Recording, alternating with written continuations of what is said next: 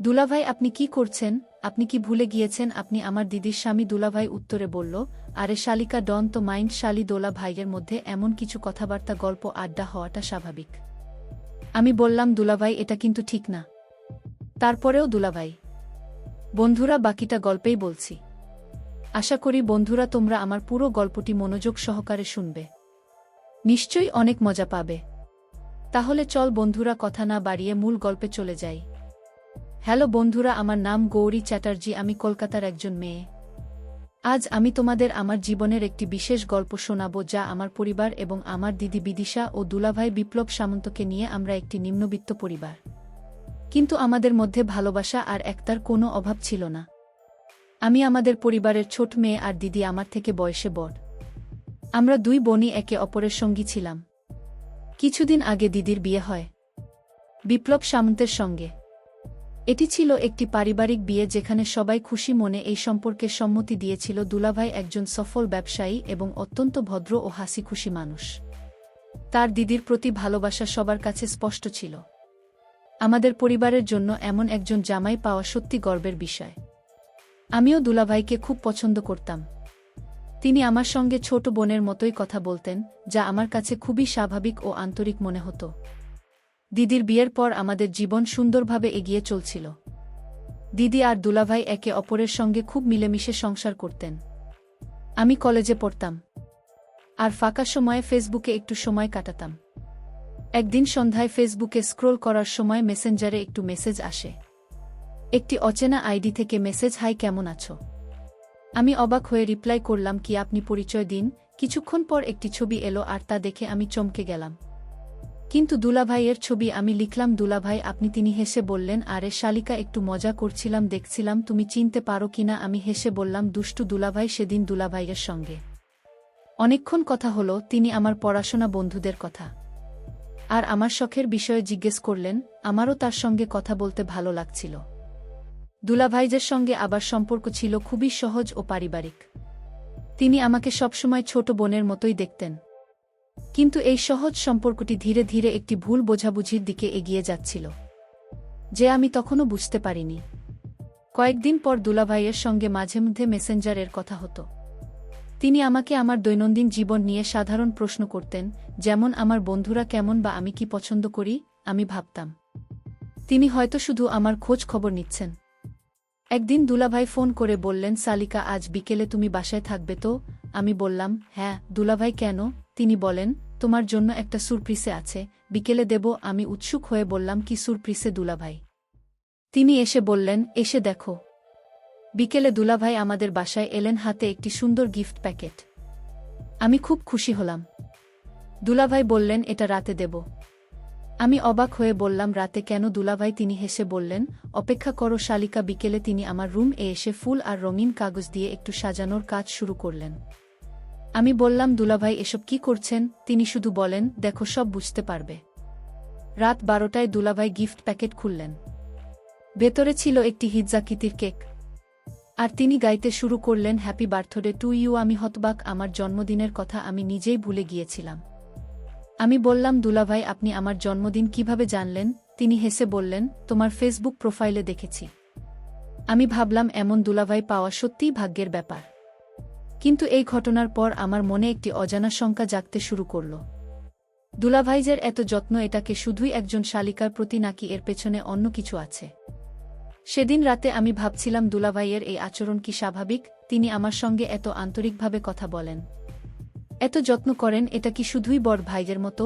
আমার মনে একটি দ্বিধা জন্ম নিল। আমি ঠিক করলাম দুলাভাইয়ের সঙ্গে কথা বলার সময় একটু সতর্ক থাকব। কিন্তু তখনও আমি জানতাম না যে এই সহজ সম্পর্কটি আমার জীবন একটি বড় পরিবর্তন নিয়ে আসবে। বন্ধুরা, আমার জন্মদিনে সেই রাতের পর থেকে দুলাভাইয়ের সঙ্গে আমার সম্পর্ক আরও কাছের হয়ে গিয়েছিল। তিনি প্রায়ই মেসেঞ্জারে আমার খোঁজখবর নিতেন, পড়াশোনার কথা জিজ্ঞেস করতেন, এমনকি মাঝে মধ্যে আমার পছন্দের বই বা ছোটখাটো উপহার পাঠাতেন। আমার কাছে এটা ছিল একজন বড় ভাইয়ের মতো যত্ন। তবুও আমার মনে সেই দ্বিধা লেগেই ছিল, দুলাভাইয়ের এত মনোযোগ কি শুধুই শালিকার প্রতি, নাকি এর পেছনে অন্য কিছু আছে? আমি নিজেকে বোঝাতাম যে আমি হয়তো বেশি ভাবছি। দুলাভাই তো দিদিকে এত ভালোবাসেন, তার উদ্দেশ্য খারাপ হতে পারে না। একদিন সকালে কলেজ থেকে ফিরে দেখি দুলাভাই আমাদের বাসায় এসেছেন। দিদি রান্নাঘরে ব্যস্ত ছিলেন আর দুলাভাই আমার সঙ্গে বসে গল্প করছিলেন। তিনি হঠাৎ বললেন, শালিকা, তুমি তো খুবই স্মার্ট, তুমি কখনো ভেবেছ ভবিষ্যতে কি হতে চাও? আমি হেসে বললাম, দুলাভাই, আমি এখনো ঠিক করে উঠিনি, তবে হয়তো একজন লেখক হতে চাই। তিনি মনোযোগ দিয়ে আমার কথা শুনলেন, তারপর বললেন, তুমি যা চাও তাই হতে পারবে, আমি তোমার জন্য সবসময় আছি। তার কথায় আমার মনে হলো দুলাভাই সত্যিই আমার ভালো চান। তবে তার কথার মধ্যে একটা অতিরিক্ত আন্তরিকতা ছিল যা আমাকে একটু অস্বস্তিতে ফেল। কয়েকদিন পর একটি ঘটনা আমাকে আরও ভাবিয়ে তুলল। দুলাভাই মেসেঞ্জারে একটি মেসেজ পাঠালেন, শালিকা, তুমি সত্যিই খুব মিষ্টি, তোমার হাসি দেখলে মন ভালো হয়ে যায়। মেসেজটি পড়ে আমি একটু থমকে গেলাম। এটা কি শুধুই প্রশংসা নাকি এর মধ্যে অন্য কিছু আছে? আমি হালকা ভাবে রিপ্লাই করলাম, ধন্যবাদ দুলাভাই, তবে দিদির হাসি তোমাদের বাড়ির আলো। আমি কথাটা দিদির দিকে ঘুরিয়ে দিতে চাইলাম, কিন্তু দুলাভাই আবার লিখলেন, তোমার দিদিও মিষ্টি, তবে তুমি একটু অন্যরকম। এই কথাটা আমার মনে একটা অস্বস্তির অনুভূতি জাগাল। আমি আর কিছু না লিখে চ্যাট বন্ধ করে দিলাম। সেদিন রাতে আমি দিদির সঙ্গে একটু সময় কাটাচ্ছিলাম। দিদি হঠাৎ বললেন, গড়িতে দুলে ভাইয়ের সঙ্গে এত কথা বলিস কেন? ও তোকে কি কি মেসেজ করে? আমি অবাক হয়ে বললাম, আরে দিদি, দুলাভাই তো শুধু আমার খোঁজ খবর নেন, তুই তো জানিস উনি কতটা ভালো মানুষ। দিদি কিছু না বলে শুধু মুচকি হাসলেন, কিন্তু তার হাসির মধ্যে একটা অস্বস্তি ছিল যা আমি টের পেলাম। আমার মনে হলো দিদি হয়তো কিছু ভাবছেন। পরের দিন দুলাভাই আবার আমাদের বাসায় এলেন। আমি তাকে একটু এড়িয়ে চলার চেষ্টা করলাম, কিন্তু তিনি আমার দিকে তাকিয়ে বললেন, শালিকা, তুমি কি আমার উপর রাগ করেছ? আমি তাড়াতাড়ি বললাম, না দুলাভাই, রাগ করব কেন, শুধু একটু পড়াশোনায় ব্যস্ত ছিলাম। তিনি হেসে বললেন, ঠিক আছে, তাহলে এই নাও তোমার জন্য একটা ছোট উপহার। আমি দেখলাম একটা সুন্দর নোটবুক আর কলম। আমি বললাম, দুলাভাই, আপনি আমাকে এত কিছু দেন কেন? দিদির জন্য কিছু নিয়ে আসুন।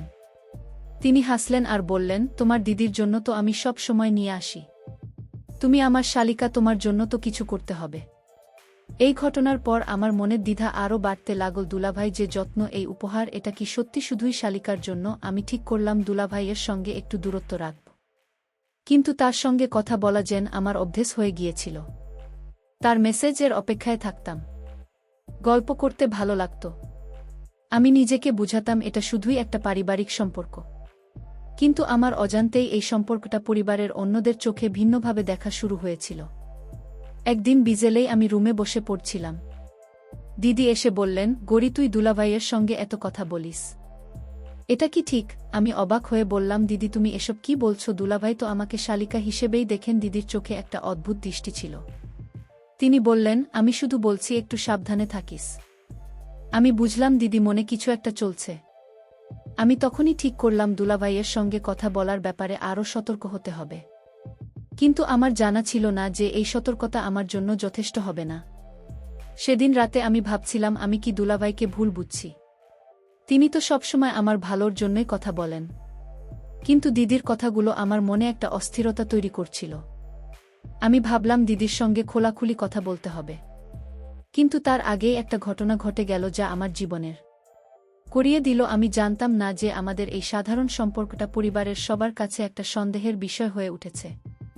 বন্ধুরা, দিদির কথাগুলো আমার মনে গেঁথে গিয়েছিল। তার চোখে সেই অস্বস্তিকর দৃষ্টি আর সাবধানে থাকিস কথাটা আমাকে বারবার ভাবিয়ে তুলছিল। আমি ঠিক করলাম দুলাভাইয়ের সঙ্গে কথা বলার ব্যাপারে আমাকে আরও সতর্ক হতে হবে, কিন্তু এটা বলা যত সহজ, করা ততটাই কঠিন ছিল। দুলাভাইয়ের সঙ্গে কথা বলা আমার জন্য একটা অভ্যাস হয়ে গিয়েছিল। তার হাসি মুখ আর বন্ধুত্বপূর্ণ কথাবার্তা আমার কাছে সব সময় ভালো লাগত। তবুও আমি নিজেকে বোঝালাম আমাকে দূরত্ব বজায় রাখতে হবে যাতে কেউ কিছু ভুল না বোঝে। একদিন সন্ধ্যায় আমি রুমে বসে বই পড়ছিলাম। হঠাৎ মেসেঞ্জারে দুলাভাইয়ের মেসেজ এলো, শালিকা, কি করছো? অনেকদিন তোমার সঙ্গে ভালো করে গল্প হয়নি। আমি দ্বিধায় পড়লাম, উত্তর দেব না শেষে একটা সংক্ষিপ্ত রিপ্লাই দিলাম, দুলাভাই, বই পড়ছি, আপনি কেমন আছেন? তিনি লিখলেন, আমি ভালো আছি, তবে তোমার কথা মনে হচ্ছিল। তুমি আমার প্রিয় শালিকা। এই প্রিয় শালিকা কথাটা আমার মনে আবার সেই দ্বিধা জাগাল। আমি শুধু একটা হাসির ইমোজি পাঠিয়ে চ্যাট বন্ধ করে দিলাম, কিন্তু আমার মনের মধ্যে একটা অস্থিরতা কাজ করছিল। পরের দিন দিদি আমাকে বললেন, গৌরী, আমার ফোনটা একটু দেখ, একটা মেসেজ খুঁজে পাচ্ছি না। আমি দিদির ফোন হাতে নিয়ে দেখতে গিয়ে হঠাৎ একটা মেসেঞ্জারে নোটিফিকেশন দেখলাম। আমার নামের একটা মেসেজ কৌতূহলের বসে ক্লিক করে ফেললাম। সেখানে দুলাভাইয়ের সঙ্গে আমার কিছু চ্যাট ছিল যা দিদি হয়তো দেখে ফেলেছেন।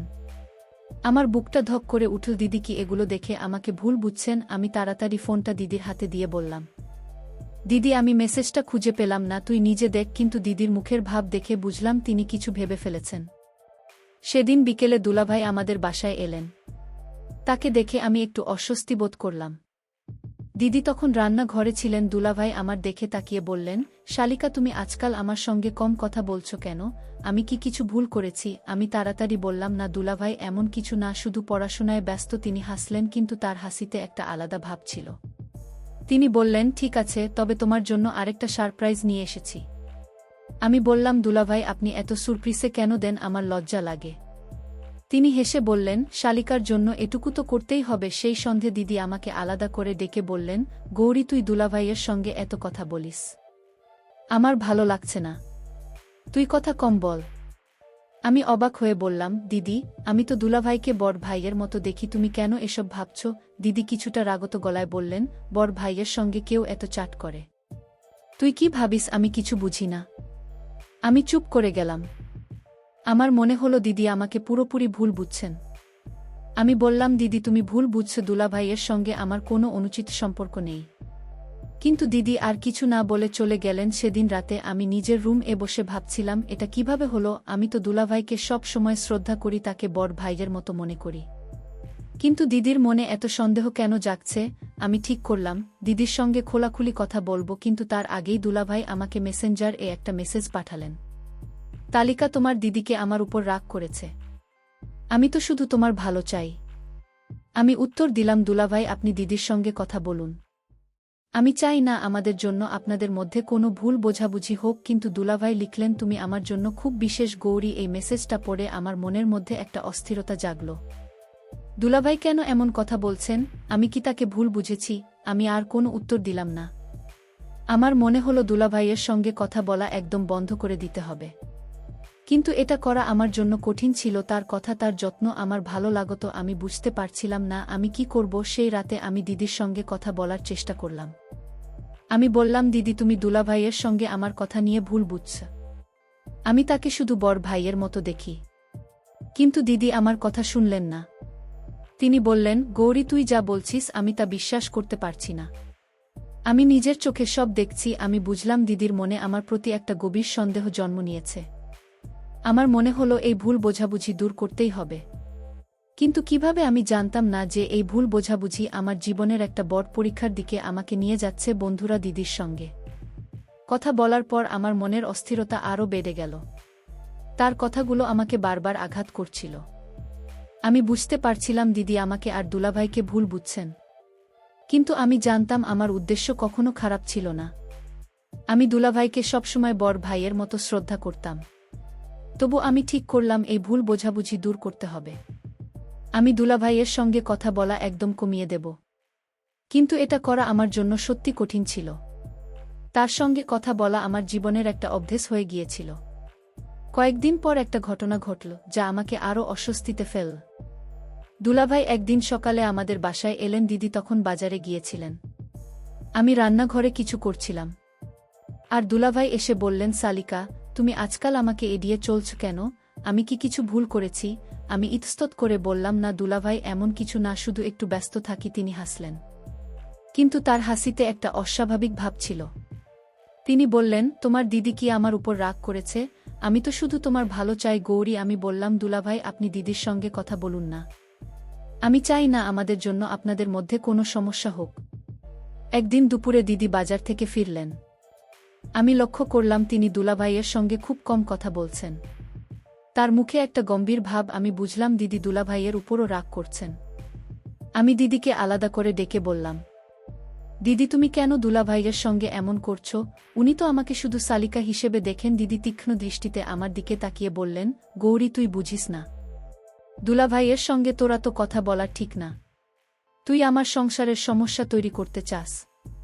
আমি হতবাক হয়ে বললাম, দিদি তুমি এসব কি বলছো? আমি কখনো এমন কিছু করিনি। সেদিন রাতে আমি রুমে বসে কাঁদছিলাম। দিদির কথাগুলো আমার মনে গভীরভাবে আঘাত করেছিল।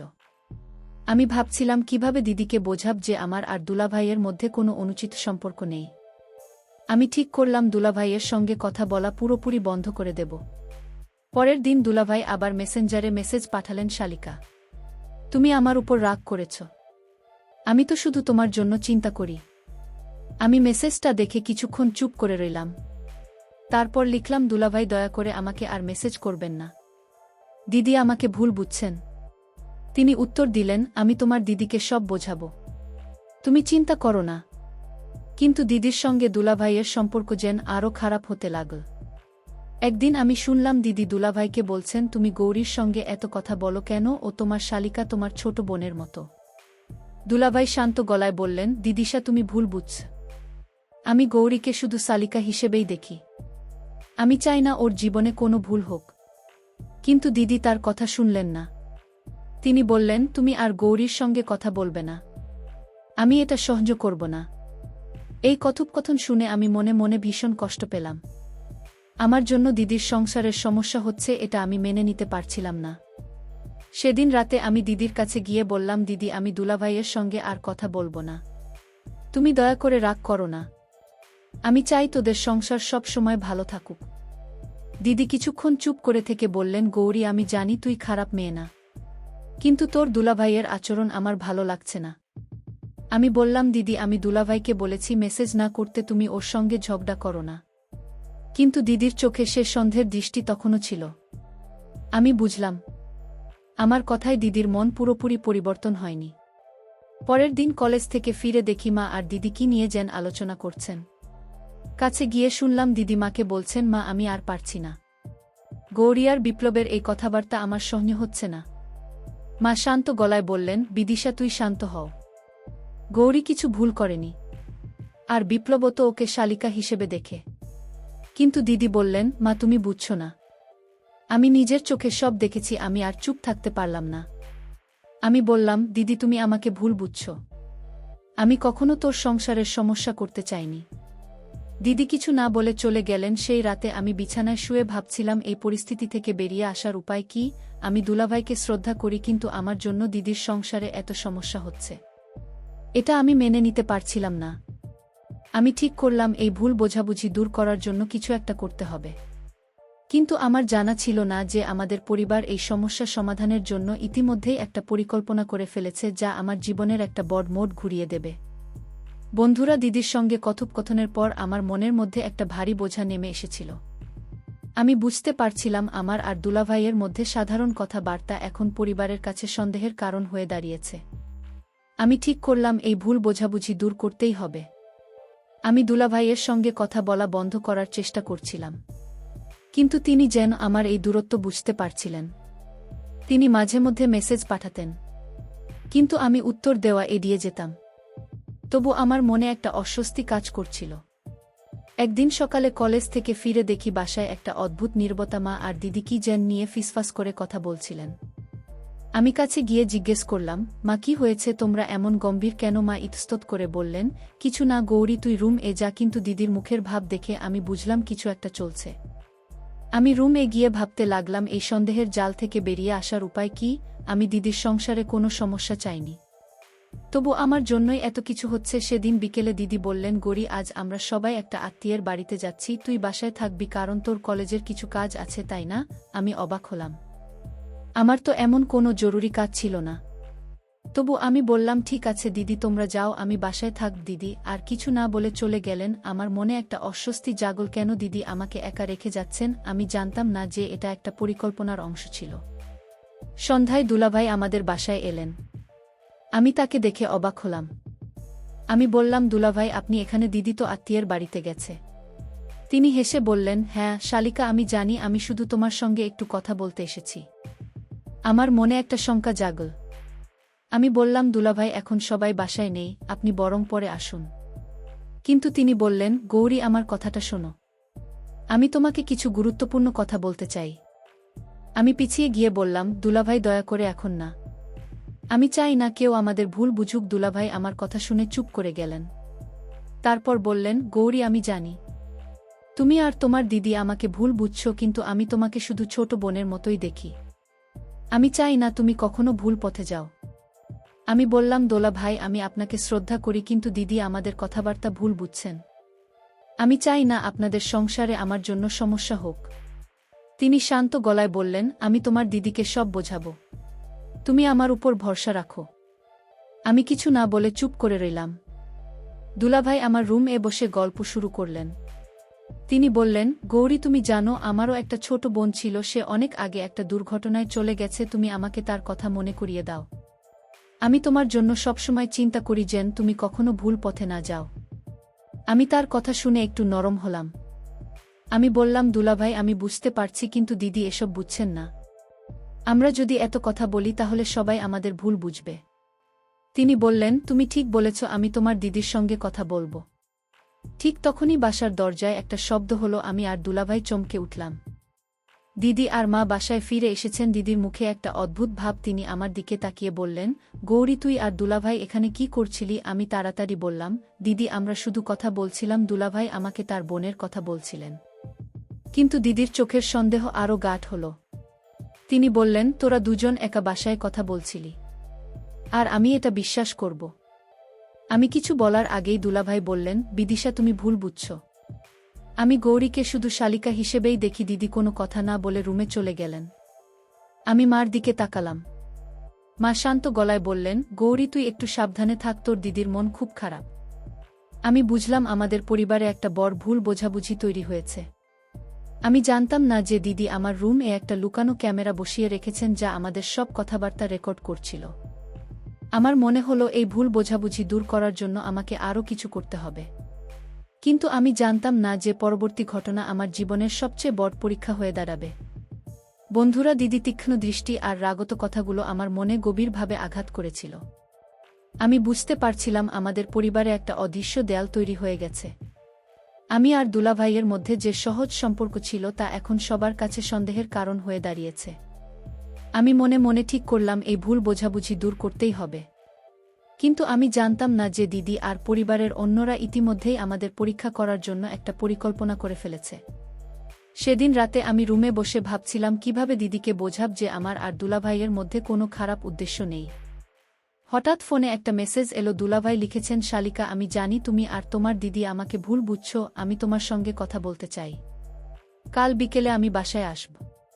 আমি উত্তর দিলাম, দুলাভাই, দয়া করে এখন না। আমি চাই না দিদির সঙ্গে আপনার আর কোনো সমস্যা হোক। কিন্তু তিনি লিখলেন, গৌরী, আমাকে একটা সুযোগ দাও। আমি সব পরিষ্কার করতে চাই। আমি আর কিছু না লিখে ফোন রেখে দিলাম। আমার মনে একটা ভয় কাজ করছিল।